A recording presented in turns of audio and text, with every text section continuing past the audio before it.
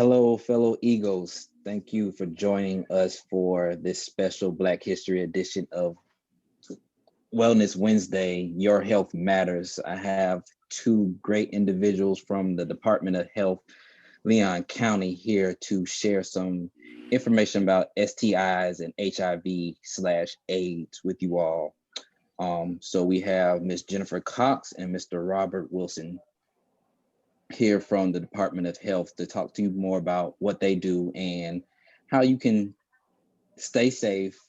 Pretty much stay safe, stay safe in regards to STIs and HIV/AIDS. And February 7th is National Black HIV/AIDS Awareness Day. So just to be mindful of that day, which is a day that brings awareness to HIV and AIDS in the Black community.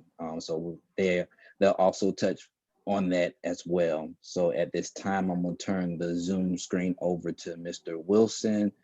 And Mr. Wilson, the Zoom screen is all yours. All right, Charlie, thank you so much, and good evening, everyone. My name is Robert Wilson. I am a senior human program service specialist, as well as the early intervention consultant for this region. I essentially oversee the HIV testing operations for the capital region. And in a little bit, I'm going to talk to you about HIV and AIDS, treatment, prevention, and so forth. But before I do, I'm happy to introduce my co-worker and good friend, Jennifer Cox, who is a health services supervisor and a disease interventions specialist, to talk a little bit about STDs. Jennifer, are you with us? Hi.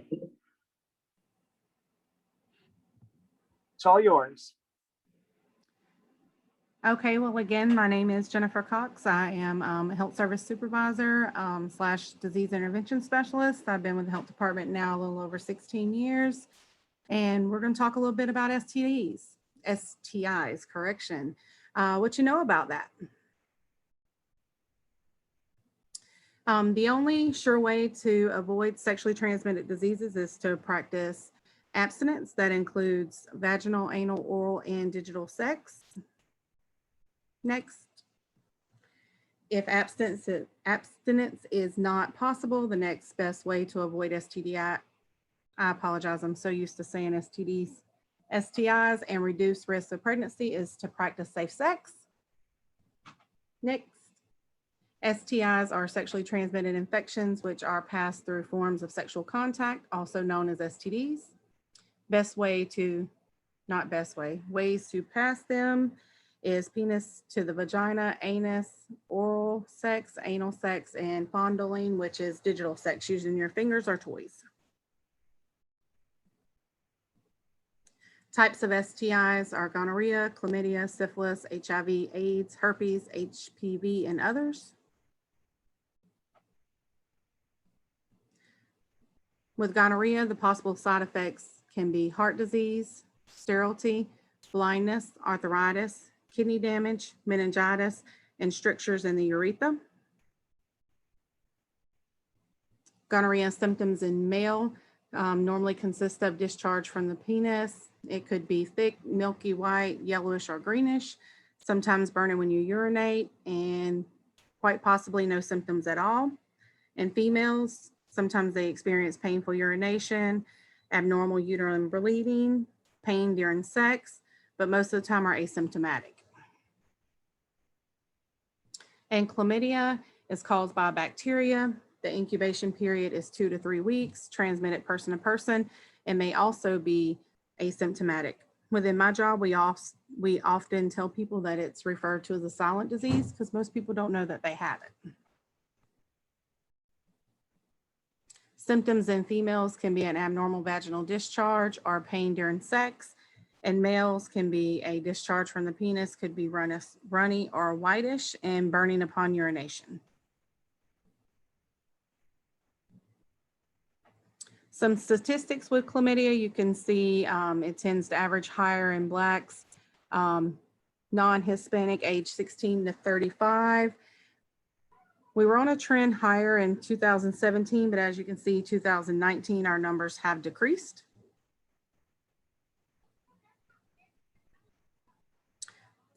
Testing and treatment for gonorrhea and chlamydia. It is easily detected by a simple lab test, easily cured with antibiotics, but any damage to the body cannot be repaired.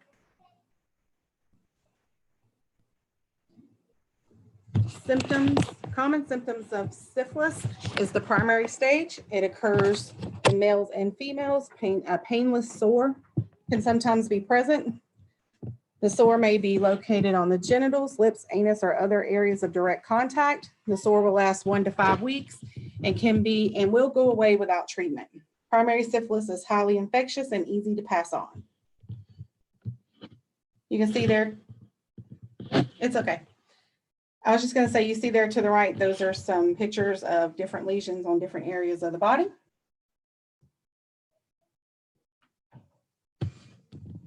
Common symptoms of syphilis on the secondary stage can include skin rashes, fever, swollen lymph nodes, headaches, hair loss, and muscle ache.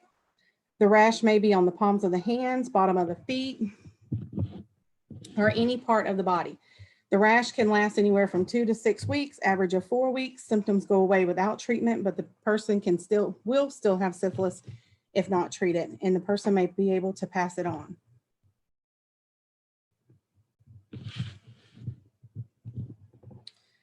Common symptoms of late syphilis include paralysis, nerve damage, dementia, blindness, damage to the knee joints, personality changes, impotency, aneurysm, which is ballooning of the blood vessels, or tumor on the skin or internal organs. Congenital syphilis is where someone's infected with syphilis and left untreated, the mother can pass syphilis to her unborn baby. As you can see to the right there, that's some signs and symptoms that can show on a baby that was born to a mother not treated.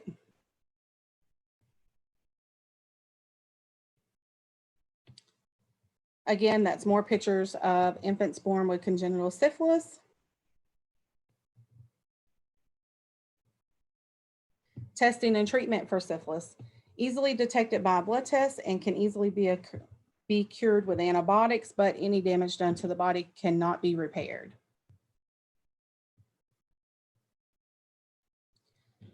Some statistics with syphilis. As you can see, non-Hispanic Black ages 16 to 25 was we were kind of low in 2017. And you can see the numbers began to rise 2018, 2019. And we have had 4 congenital cases compared in 2018, 2019, compared to 0 in 2017.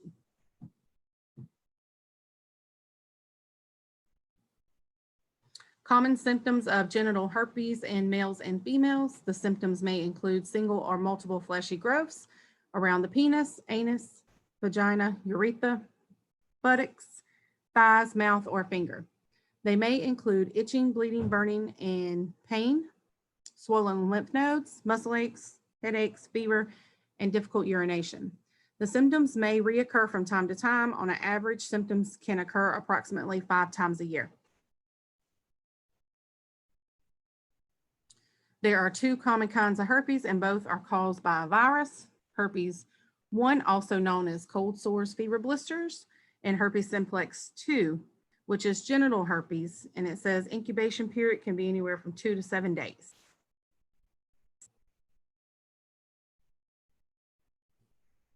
Here you see symptoms of female genital herpes and male genital herpes.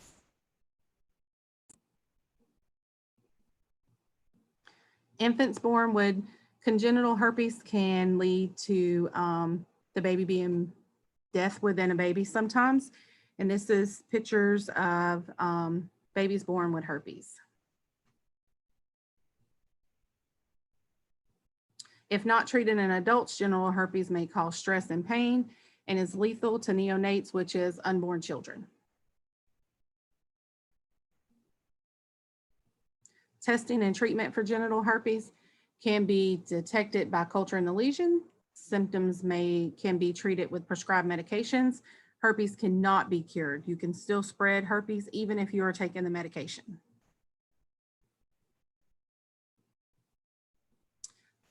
According to the CDC in 2017, more than 1 out of 6 ages 14 to 49 have genital herpes. Herpes is not a reportable infection to the Department of Health.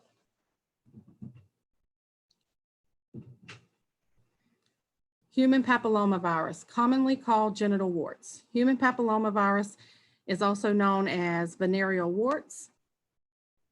Genital warts are caused by a virus. The incubation period is between 3 weeks and 9 months. HPV infection is casually associated with cervical cancer and probably other anal, oral, vulvar, vaginal cancers. Over 99% of cervical cancers have HPV DNA detected within the tumor.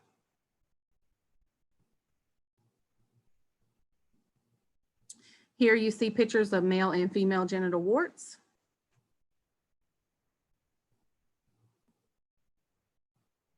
The testing and treatment for genital warts, they can be detected in a clinical exam. The warts can be treated and removed. The virus cannot be removed though, so the warts may grow back.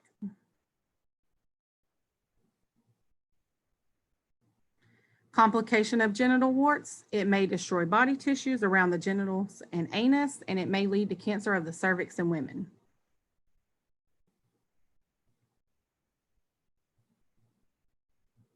Some HPV statistics is there's 200 plus types. Currently, there are nearly 80 million teens and adults who are infected with HPV. Nearly 14 million people contracted each year.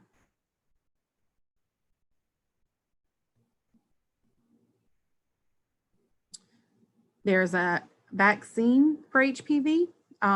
They start talking early, ages 9 to 10, 2 doses, 11 to 12, still 2 doses, ages 13 and 14, 2 doses, and older, which is late, ages 15 to 26 requires 3 doses.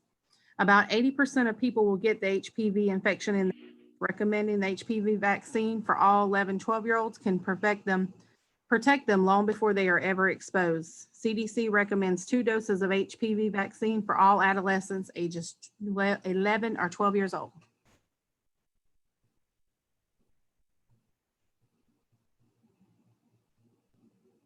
All right, Jennifer, thank you so much. That was great. And by the way, guys, both Jennifer and I will remain on until the end. In case you have any questions, you could throw them in the chat area. But if you have any questions for Jennifer, make sure to do that. Thank you. And again, folks, my name is Robert Wilson. Again, I am a senior human services program specialist and an HIV early intervention consultant for this region, Tallahassee and surrounding counties. And today I'm going to talk a little about HIV. So first of all, what does HIV stand for? Well, HIV is human immunodeficiency virus. The H, of course, human, it only attacks human beings. It only affects human beings. That's what human means.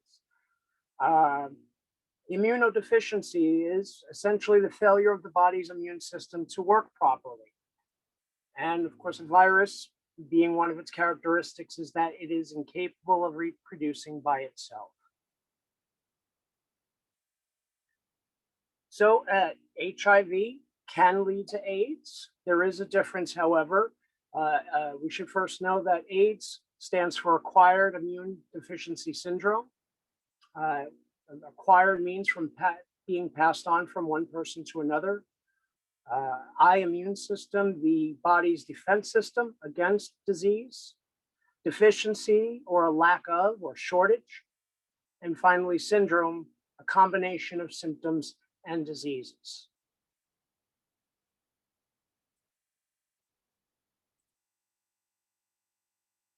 So health department statistics show that a total of 58 persons were diagnosed with HIV in Leon County in 2019. And as we can see from this chart, 15 of those newly identified were white, and 42 persons, roughly 72%, were Black. And while we do see a 20% decrease from 4 years prior, the disease continues to burden our Black communities at a much higher rate than others. And this chart gives us a glimpse at new infections in 2019 reported by age. First, we see that a remarkable 87% of those who were newly identified with HIV in 2019 were between the ages of 13 and 29. But we did see a decrease by about half in the 20 to 24-year age group. However, those diagnosed between 25 and 29 had increased by 25%, while those aged 13 to 19 saw an incredible 80% increase of new infections.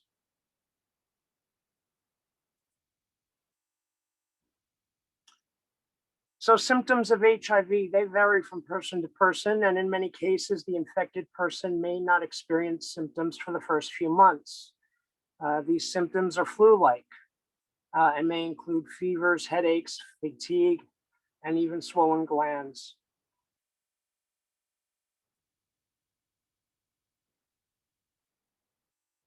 So there are only a few ways in which someone may become infected with HIV.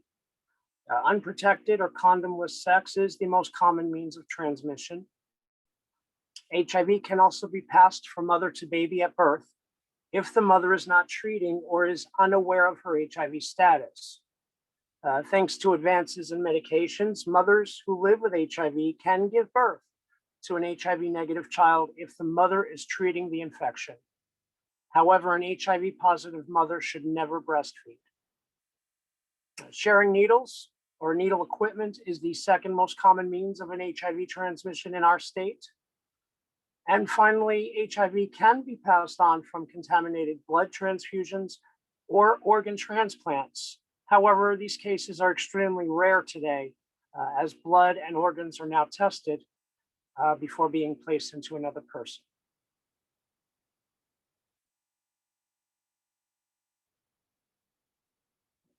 So more specifically, HIV is transmitted through blood, semen, vaginal fluids, and breast milk.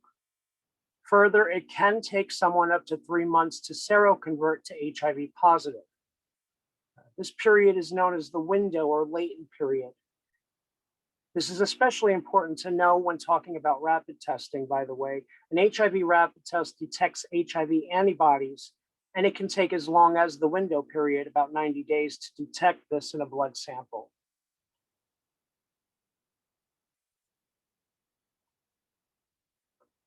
Contrary to what some may still believe, HIV is not, absolutely not, contracted by kissing or hugging, sharing spoons or forks.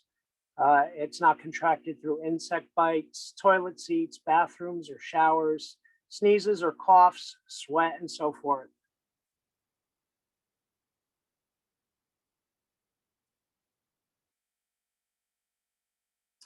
Tears, saliva, perspiration or sweat, nasal fluids, waste, and vomit may carry at most such an extremely small amount of HIV that it has no means of transmitting it from person to person.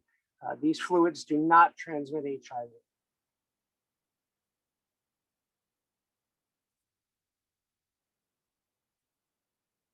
And while there is currently no cure for HIV, treatments are available to manage the disease. These treatments are called antiretrovirals or ARVs. And when they're taken as prescribed, typically 1 pill per day in most cases, these medications work to prevent the HIV from replicating itself and suppresses the virus. When someone's viral load is suppressed to an undetectable level or a very small level, this allows T cell counts to increase, and that protects the immune system. As long as medications are taken as directed and general good health is maintained, someone living with HIV is now expected to live as long as someone who does not live with the disease. And what's more, it has now been proven that someone who maintained an undetectable level of the virus is virtually unable to pass the disease along to someone else.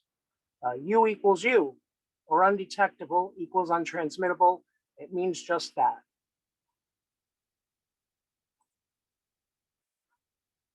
So how do we lower our risk? It's really as simple as ABC. First, A, abstinence. an especially important message for our youth. B, be tested and be monogamous. Knowing your status not only protects you, but it also protects your partners. And C, correctly protect yourself and be consistent about it. Know how to correctly put on a condom and use them every time.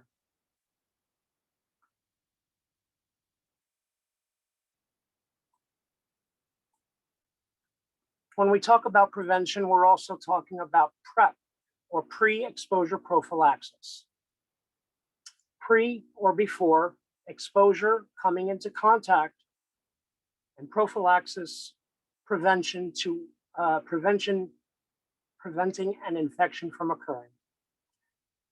So PrEP is an HIV prevention strategy, and it is a medication that is taken by HIV negative individuals who may be at higher risk for contracting HIV.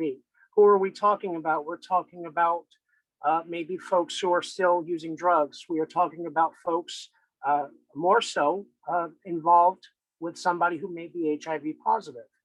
That's a few of the examples why this medication was created. PrEP works by blocking the HIV virus from making more copies of itself in the body, and it has been proven in multiple studies worldwide, including the United States.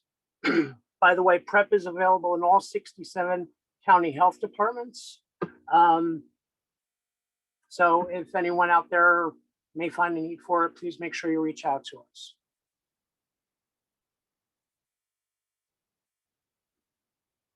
So I do a lot of classes, and one of the things I try to ask every class in their eyes, if you take a quick glance at each of these faces, which one is most likely to have HIV?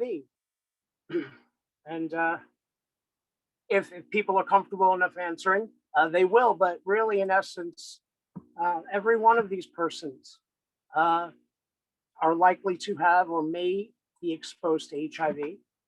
Remember, the H stands for human. That means we are all susceptible.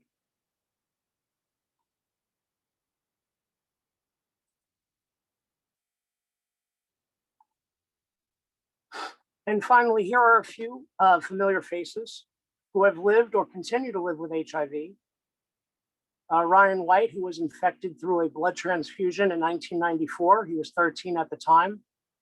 His death in 1990 prompted the HIV Federal Care Act, which bears his name and continues to provide resources to those living with HIV today. Magic Johnson, popular Lakers basketball icon, who was diagnosed in 1991 and still thrives today at the age of 61. Loretto Malako, forgive me. She's a popular South African singer. And we have, of course, Charlie Sheen, famous American actor, both also who live with HIV. Ryan Ong Palilo, more widely known by his stage name Angina, is a popular Filipino-American drag performer, most notably on RuPaul's Drag Race. He's also an HIV activist and was one of the first reality TV stars to come out as HIV positive. And Eric Lynn Wright, or Eazy-E, from my decade, popular late 80s rapper, songwriter, producer, led the group NWA. He lost his life in 1995 due to AIDS-related complications.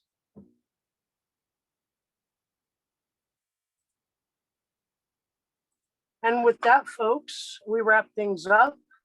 We'll go ahead and check to see if there are any questions in the comments field. But please call or come by one of our clinics in Tallahassee if you ever need any testing or information about what we discussed today. And I guess I will hand it back over to you, Charlie.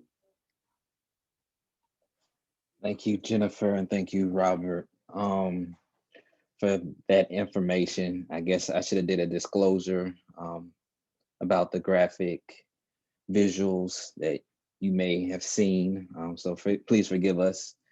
But I do have a question for either one of you.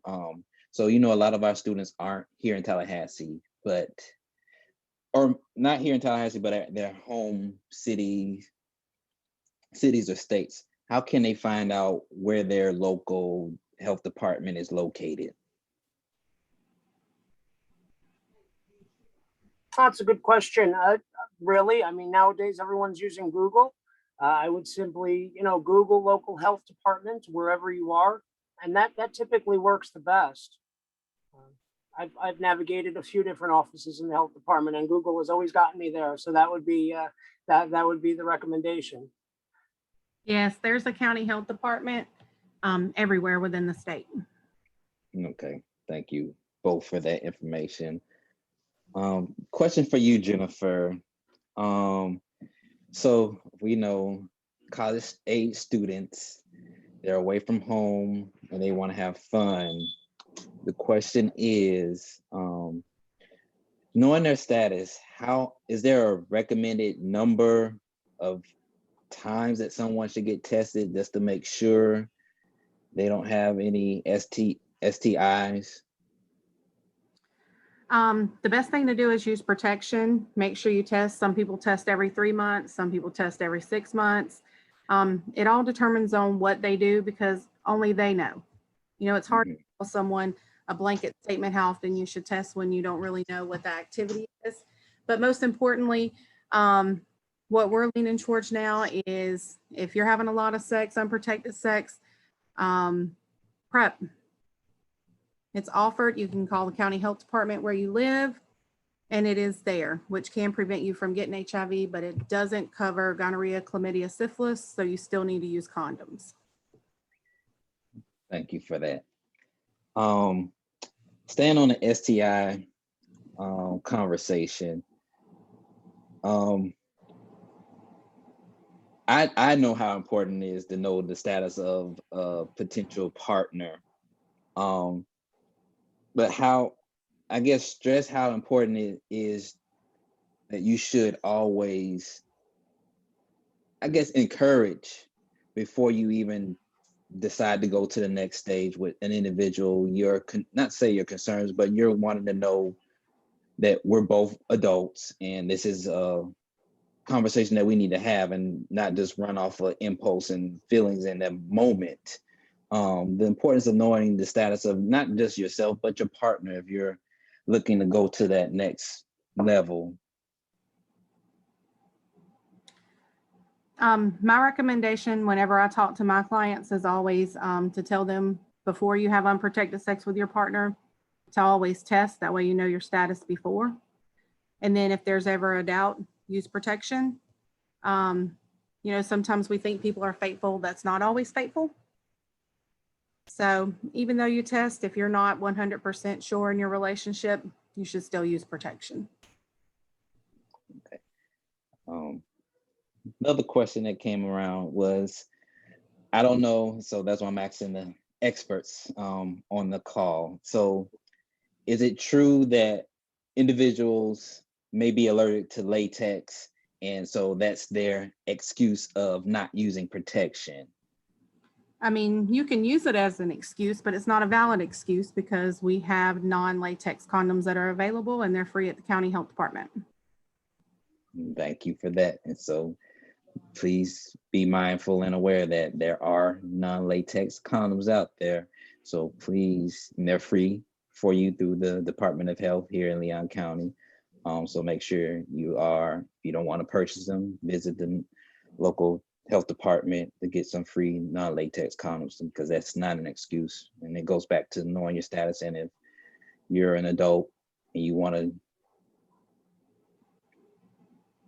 play the role of an adult, please be mindful of the consequences that may come from doing adult things. Question for you, Robert, on slide 38, if you don't mind going back to slide 38. Not at all. Is there a study to why that number for the 13 to 19-year-olds was so high? To be honest with you, Charlie, I'm not sure that there has been. I think it is something that, we here locally are looking to focus on. I'm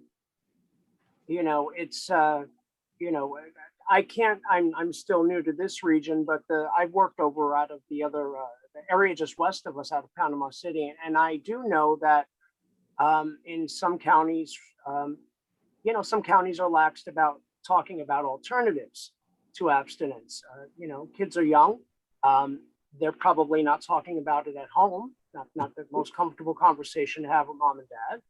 And in some cases, if they're not learning it from school, alternatives, they're learning it online, and that's not the best place to learn about sex. So, I believe a big part of it, and this is my personal opinion, not of the health department, I believe a part of it is that we're probably not providing enough information to kids in this age group, to young adults, essentially, who are going to go out in the world and learn about things one way or the other. I don't know, Jennifer, would you add to that? No, Bobby, I feel the same as you. And especially, sex is promoted. Song, TV, everything you look at these days. It's in our culture, and with the easy access to the computer in our pocket, probably best to have that conversation before they start searching for it. It's Right. good to Google where the health department is. Probably not so much for someone that young to be Googling sex. So, but it is happening. So it is happening. Absolutely, it is. Okay, thank you for that. So you mentioned, Robert, the HIV rapid testing. So the current state that we're in with COVID and social distancing and making appointments prior to, how would that look for someone who was wanting to take a rapid test now? What would be the process for them to schedule an appointment, I guess you can say? I'm glad you asked that. There are actually a few different options. Now, in our office on Orange Avenue, no appointments needed. During normal business hours, if someone walks in and requests a rapid screening, we will provide it to them. Just about all of us are trained to provide that service. So outside of that, if they're uncomfortable with the contact, which there is some, we keep it safe, distant, and so forth. But, for us to provide a rapid test, we obviously have to prick a finger or get a mouth swab. The alternative to that is a home test kit, which we are providing. We have been providing now since this pandemic really got in full swing around here. We started looking at alternatives, much like what we're doing here with the virtual education. We thought outside the box, and the state helped to secure rapid home testing kits, oral swabs that we're able to give out. And for, if you'd rather order one online, you're a state resident or have some proof that you're a state resident, you can go to the knowyourhiv.com website. That's the state's HIV information website. And you can order a free home test kit to have delivered to you if you'd like. It's, I believe they send it discreetly, and some information to follow up with their local health departments if there's any questions or concerns, or, someone needs to talk. Yeah, all kinds of options. Thank you for that. So a question for both of you all, or both of you, sorry. So when someone gets tested and the results come back, is there some kind of counseling service available to those that may just break down because this is something that has affected them mentally and they just lose it?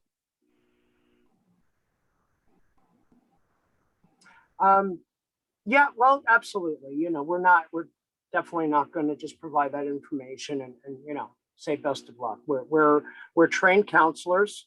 Some of us know the disease more intimately than others.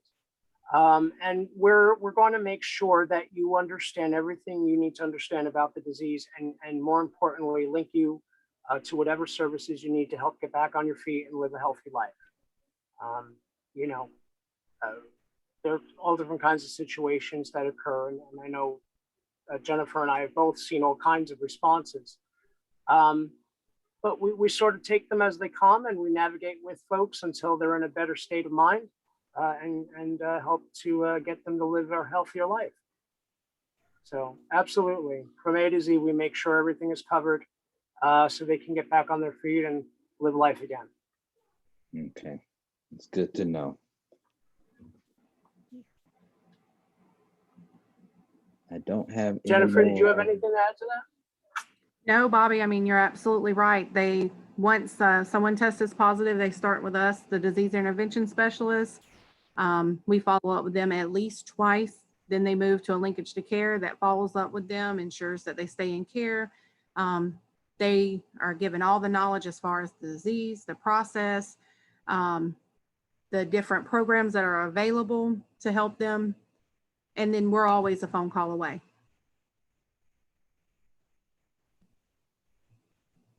Thank you, Jennifer, for that for sharing that information also.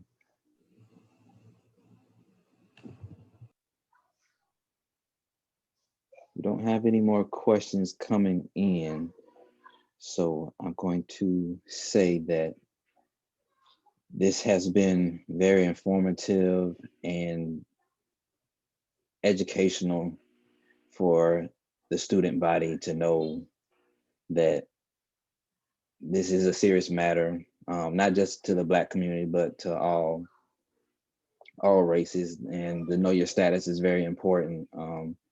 If you're looking to take a relationship or partnership to the next level, it's always great to know what your partner status is, as well as yourself. And if you haven't been sexually active with anyone, I think, I don't know, help me out, you all.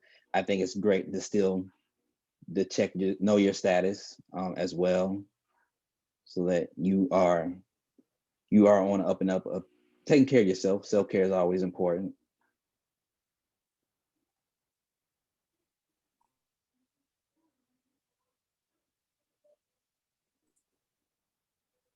I don't know if you were saying something, Robert, or not. Oh, no. No, I also I appreciate you mentioning the event, for Black Awareness Day coming up on Sunday the 7th. We have all different kinds of awareness days throughout the year. This is one of the more important ones because of how widespread it does affect the Black communities. We're giving away those free home testing kits. We'll be giving away during that event. All kinds of goodies. A lot of people are going to walk away with a free pizza from Hungry Howie. So it's going to be a great event. And we appreciate you having us on here and discussing this. And make sure your audience knows they can reach out to us anytime. Thank you for that. And so students, Robert was talking about February 7th, which is National Black HIV/AIDS Awareness Day in the Department of Health.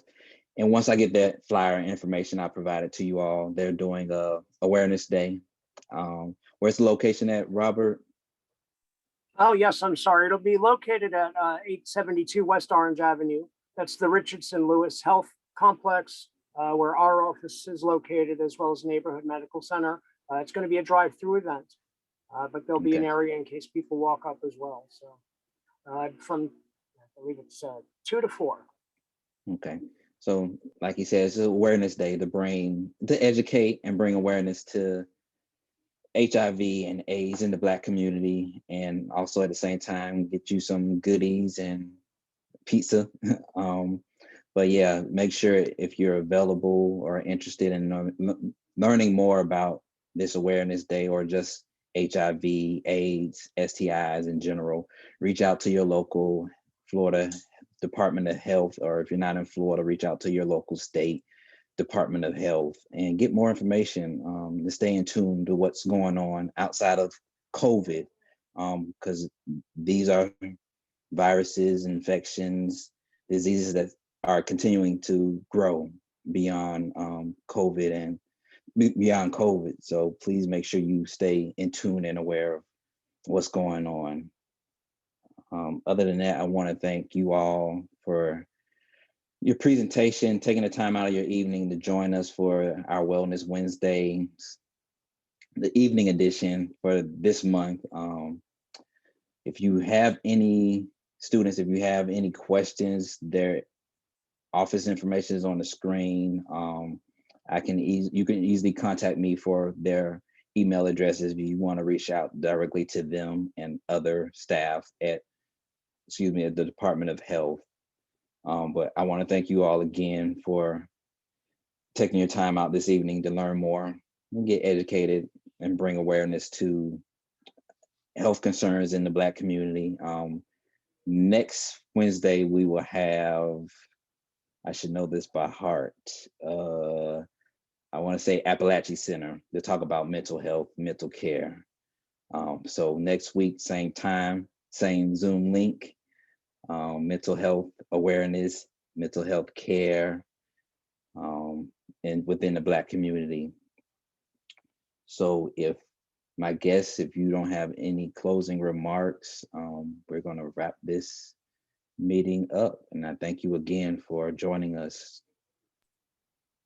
Thank you for having us, Charlie. We appreciate it. Thank you. All Have a right. great night. You do the same. Thank you all.